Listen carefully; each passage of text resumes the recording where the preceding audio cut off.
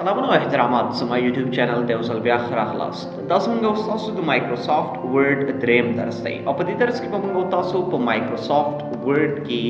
په یو څه نوې موضوعات باندې کار کوو. تقریبا موږ تاسو په مایکروسافټ ورډ کې انټرفیس سره بلد شوي وو، آشنا شوي وو. موږ په دې موضوعات باندې نن کار کوو چې کله هم موږ تاسو یو بلانک ډاکیومنټ اخلو، یو خالی صفحه اخلو، نو دغه پورتنی ساحې کې چې کوم موږ سره ښکاري دي ټولو ته موږ ټیبس وایو یا ریبنز وایو. دا موږ سره هوم ټیب دی، انسرټ ټیب، ډیزاین ټیب، لی آوټ ټیب، ریفرنسز ټیب، میلینګز، ریویو او ویو او هیلپ. نو په دې ټولو کې لومړنی ټیب چې کوم دی موږ تاسو سره هغه د هوم ټیب دی او په دې کې لومړنی آپشنز موږ سره د کاپي، کټ، کلپ بورډ او پیسټ مربوطه دي. نو راځو په همدغه موضوعاتو باندې کار کوو. ګورئ کله چې هم موږ تاسو فرض مثال زه راغلم په مایکروسافټ ورډ کې یو څه ټیکسټ ما ولیکلو. دلته ما یو موضوع ولیکله چې وات از کمپیوټر. دا زموږ تاسو د موضوع عنوان دی او زه راځم د دې سایز لږ زیاتوم او دې ځینې یو مختلف رقم یو رنګ ورته هم ورکوم.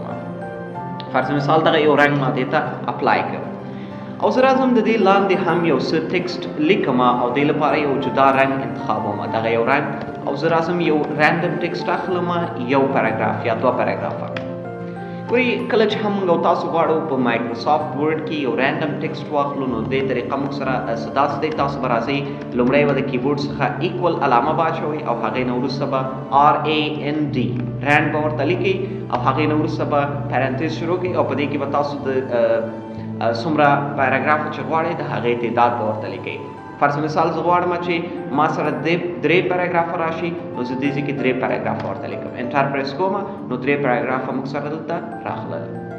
اوس فرض مثال دغه یو ټیکسټ دی، زه غواړم دا کاپي کړم. یو بل ورډ فایل دی، زه غواړم هغې کې دا پیسټ کړم خپل ځان لپاره. دې ځای نه یې کاپي کړم او هلته یې وړل غواړم. نو د دې کار لپاره خو به لومړی تاسو راځئ دا به ټول سلیکټ کوئ، د کنټرول A په واسطه کولی شئ دا ټول تاسو انتخاب کړئ یا سلیکټ یې کړئ.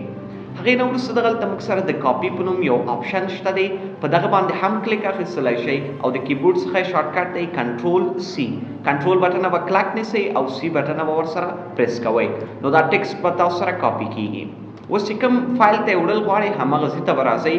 او هلته به یې پیسټ کوئ او د پیسټ طریقه موږ سره څه داسې دی، دغلته به راځئ په دې آیکن باندې به کلیک اخلئ او دا به تاسو سره دلته راځي او د دې شارټکټ موږ تاسو سره دی کنټرول V. کنټرول بټنه به کلک نیسئ او V بټنه به ورسره پریس کوئ نو دا ټیکسټ به تاسو سره دلته راځي. خو په پیسټ کې موږ سره دلته یو څه نور موضوعات هم شته دی. ګورئ اکثره وخت موږ سره ضرورت داسې وي چې یو ټیکسټ خو موږ کاپي کړو دلته یې پیسټ کوو،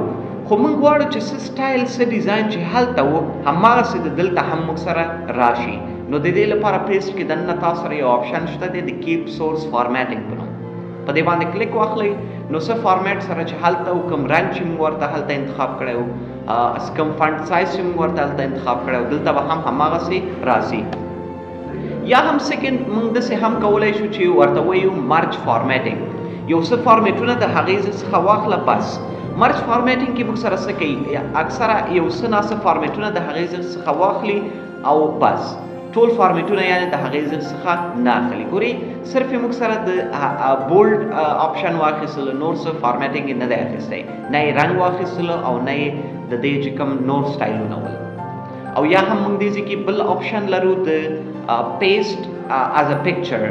تاسو کولی شئ یو ټیکسټ کاپي کوئ او دلته یې پیسټ کوئ خو د یو عکس په شکل کې چې وروسته بیا پکې یو څوک ایډیټینګ ونه شي کولی. نو ګورئ دا موږ سره د یو عکس په شکل کې دلته راغلی دی. کولی شو موږ په پکچر فارمیټ کې دې ته اوس مختلفه فارمیټونه هم اپلای کړو. دغلته راشئ پکچر فارمیټ کې فارمیټونه هم ورکولی شئ تاسو. نو د پکچر نه موږ هغه وختونو کې استفاده کوو کله چې موږ غواړو یو ټیکسټ موږ کاپي کړی دلته یې پیسټ کوو د یو عکس په شکل کې چې یعنې په دې کې د یو کس تغییرات راوستلی ونه شي. بل موږ تاسو کولی شو یو ټیکسټ موږ تاسو کاپي کړو او پیسټ کولی شو داسې هم